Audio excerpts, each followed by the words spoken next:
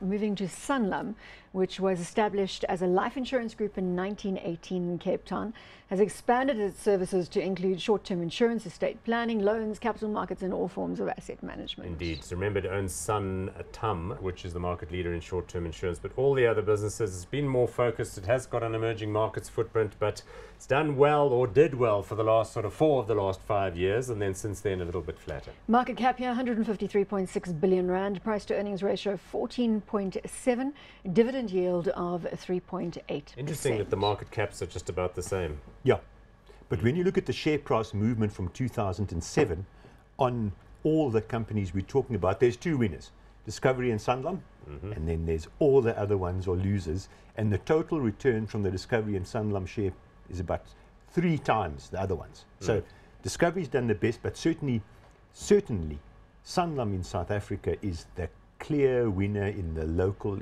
life insurance. So wealth and creation on a repeated basis. They've from done Sanlam. Extremely well in South Africa and in the other African operations, although quite frankly that's small.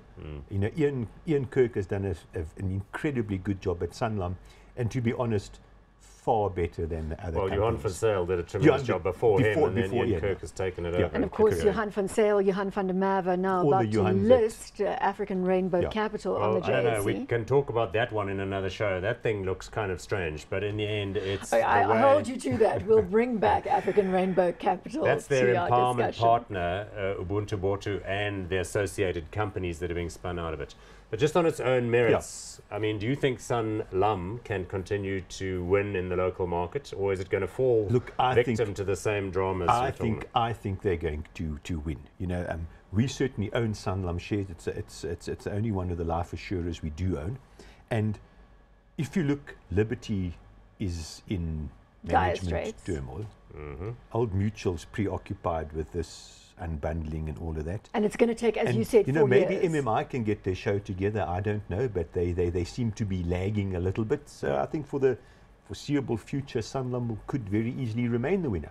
Haven't MMI had enough time to get their act together? MMI is sitting with, well, we can talk about MMI later, but they're still sitting a little bit with the residue of the Metropolitan takeover. You know, these things never over in a year difficult or 100 days. All right, so staying with Sanlam, are we going hot or not? I think so. I think it remains on track, and these businesses, as with big banks, are rather more about sort of incremental improvements, management excellence, making sure you don't make any mistakes, so to speak, and then the base just gets bigger and larger every year. So I'll go hot, yes.